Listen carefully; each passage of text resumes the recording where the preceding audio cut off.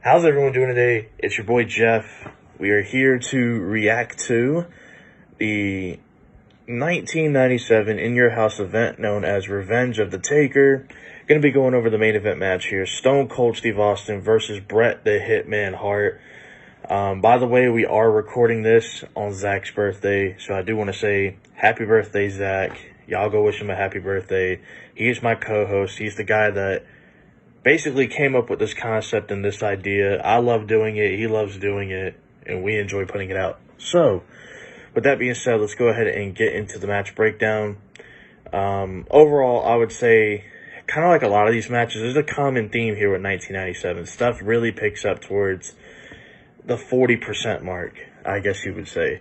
But before the match starts, Bret Hart does an interview backstage where he's with Owen Hart and the British Bulldog.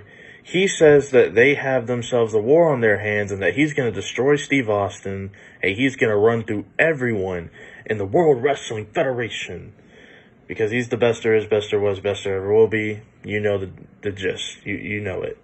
Okay? So Bret comes out first, and the refs are trying to hold back Owen Hart and the British Bulldog from going down ringside with him. Gorilla Monsoon then interjects himself in and orders them to go backstage. You cannot come out here. And JR does a good job of talking about this on commentary, how tonight has been a lot of effects with managers out there at ringside. You see, obviously, Paul Bearer and what he means for Mankind or whatever. Yeah, Mankind didn't win, but his presence alone was a lot for The Undertaker to overcome. So Gorilla Monsoon's like, no, I want this match to be clean.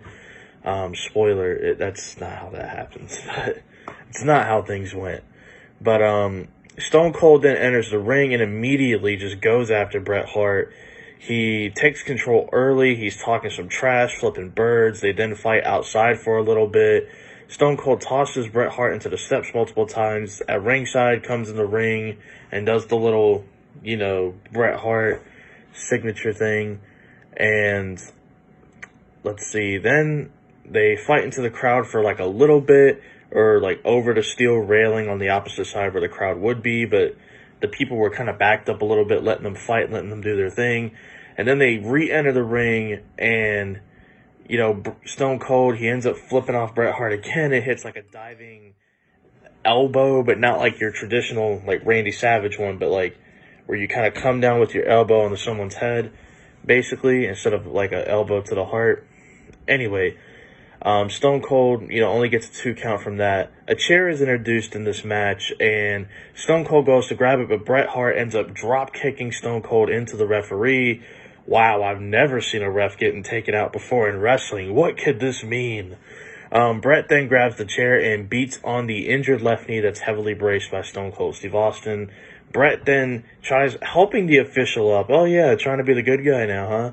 So he helps the official up and continues to work over Austin's knee. He's trying to put him away, trying to get this match over with, but also at the same time remaining that, or continuing to have that technical prowess, methodically working over his opponent's knee, which he did throughout this match. Stone Cold tries to fight off and fight back, but Bret ends up breaking the eye. Bret Hart then locks in a ring post assisted figure 4. One of my favorite spots in wrestling is that figure 4, using the ring post to assist, because I feel like we've seen it a good bit. I love that spot. Every time it happens, I'm going to take note of it and bring it up. But the ref has to go out there and break it up, because obviously submissions and stuff have to be done in the ring. Silly. So, yeah, you can't lock it on from outside the ring. Y'all know this. Let's see. Bret grabs a chair and hits Stone Cold in the knee with it while the ref isn't looking.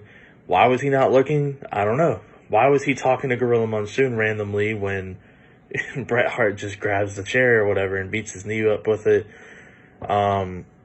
Stone Cold then tries to fight out of this again, but Bret Hart ends up kicking him in the knee and wears him down some more. So every time, basically, Stone Cold would try to fight back in this match, Bret Hart would just kick his knee or kick his leg and continue to work that leg over. Oh, you still have some fight left in you? Well, let me continue to wear you down even more. And basically, that's what goes on throughout this match. Bret then breaks off the left knee brace and works over that knee even more. Stone Cold rolls out of the ring, but Bret Hart follows and beats him down some more. They get back in the ring. Stone Cold hits a low blow. I guess the ref wasn't paying attention, wasn't looking. A lot of low blows. Y'all thought that the AJ Styles and Shinsuke Nakamura feud from like a couple years ago was bad with low blows.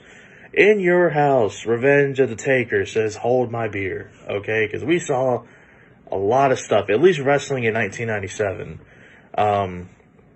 so far that me and Zach have gone over. Stone Cold, hold on. Yeah, Stone Cold is trying to choke out Bret Hart at this point, and he takes the tape from around Bret's wrist, that wrestling tape that you wear, and he is basically trying to choke him out with that while the ref's not looking. Again, this incompetent ref, what are you doing, man? Pay attention, will ya? These guys are not the most honest guys in the world. Stone Cold then goes for, like a suplex where he's on the apron, Bret's in the ring, and he's trying to suplex him over the apron. It never happens. Bret Hart suplexes him back into the ring, and he then locks in a figure four. Stone Cold's able to flip it, which flips the momentum of the figure four. So Stone Cold basically would have control in that situation. Bret reaches for the ropes. There's a 5 count. Stone Cold basically won't break it up, and the ref has to force him to break it. And Stone Cold gets into it with the ref. He flips him off, and then Bret, again, kicks him in the bad knee.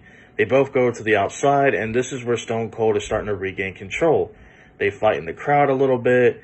They go back into the ring, and Austin whips him into the corner, and then goes to town with some punches. When Bret Hart goes into the corner, it's sternum first, and he just falls on his back. Stone Cold raining down those punches. He then, Stone Cold Steve Austin that is, goes for a pile driver, but the knee gives out. He can't even properly hit the pile driver. Bret Hart ends up basically getting out of it and attacking that knee even more. Bret goes to Irish whip him into the other corner, but his knee gives out. He couldn't even run from corner to corner. That's how effective Bret Hart working over that knee was. He then goes for attacks on the knee, but the ref has to kind of break that up as well. And Stone Cold went for a stunner, but then Bret Hart is hanging onto the ropes, knows what's coming, so the ref has to break it up again. Then Bret Hart hits another low blow, but he kind of kicks him in his area instead of your traditional low blow, I guess, with the But yeah, anyway, Bret Hart, he then goes for a superplex. He hits a superplex afterwards, gets a 2 count, I believe.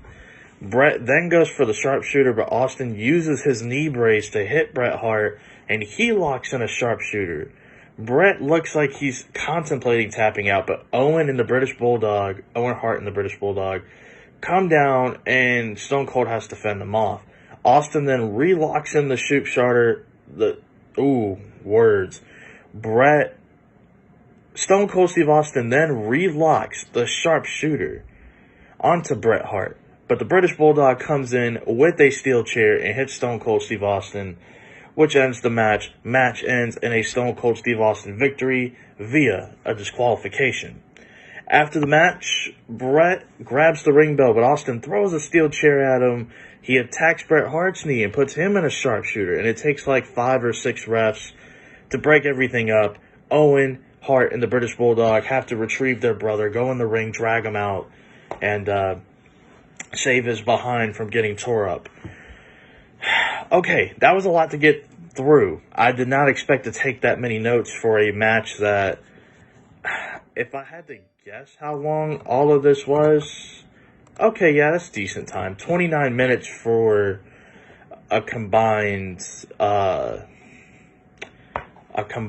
like interview, entrance, match, post-match. Yeah, I guess that is a good bit actually.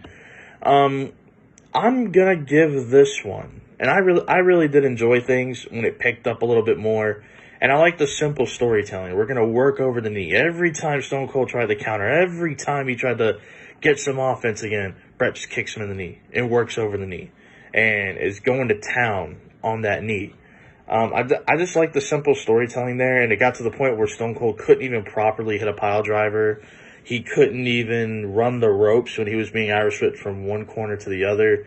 So simple stuff like that, and how it was effective in the selling throughout the entire match was really good stuff.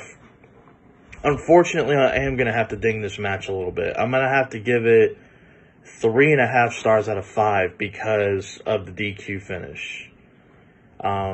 It's okay. You could have had Bret Hart find a cheeky way to win, or you could have had... Hell, I think I'd have been fine with the match ending in a draw, but I'm just not the biggest fan of DQ finishes, and I understand the argument of, maybe it's to advance a storyline, maybe it's, something that the match needed, maybe it was necessary, but I just...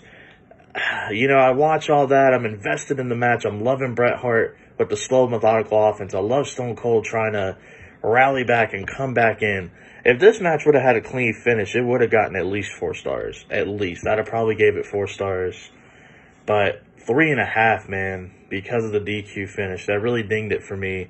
But we're going to hear what Zach has to say, and hopefully you guys enjoy. I forgot the name of the next show. I think it's In Your House, A Cold Day in Hell. So we're going to have 2 good matches picked out for you, and we will be reviewing that next, I'm pretty sure. But hopefully y'all enjoy and hear what Zach has to say.